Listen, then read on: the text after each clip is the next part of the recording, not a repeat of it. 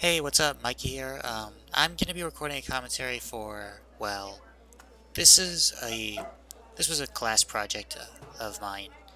I'm taking a class on radio, and we're basically and we were for the class for the project. The uh, initial part of it was that we were supposed to like experiment with sounds and try and figure like where do we want to go with our project. And I wanted to play with around with basically an atmospheric kind of place, mainly because and the idea for it came from.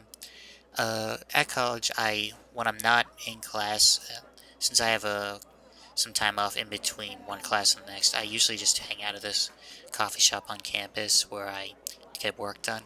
And while I'm hanging out around there, is when I start. Basically, every now and then, just from hanging around there, you start to just pick up on things that go around like you'll hear sounds like this one, which is tea kettle going off, or that chair sound, which is me moving it out of the way. So I started to play around with the idea of, well, maybe I could just like take these various sounds that I hear throughout my time there and see what I can come up with doing that.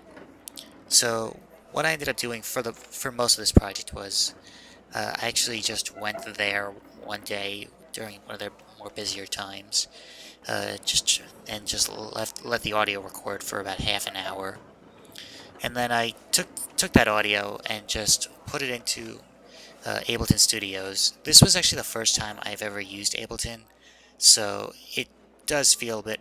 I do admit that this project's a bit rough around the edges. So, so anyway, I took the sounds that I recorded from the half hour of audio that I was there for, and just saw what kind of things I came up with.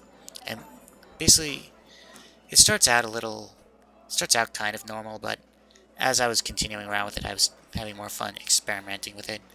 Like this part here, I actually just played the same audio itself. It's repeating a few times, but in each audio repetition, I add a couple additional things. So you're hearing the same sound at like twice the volume, then three times the volume, then three times at the same time.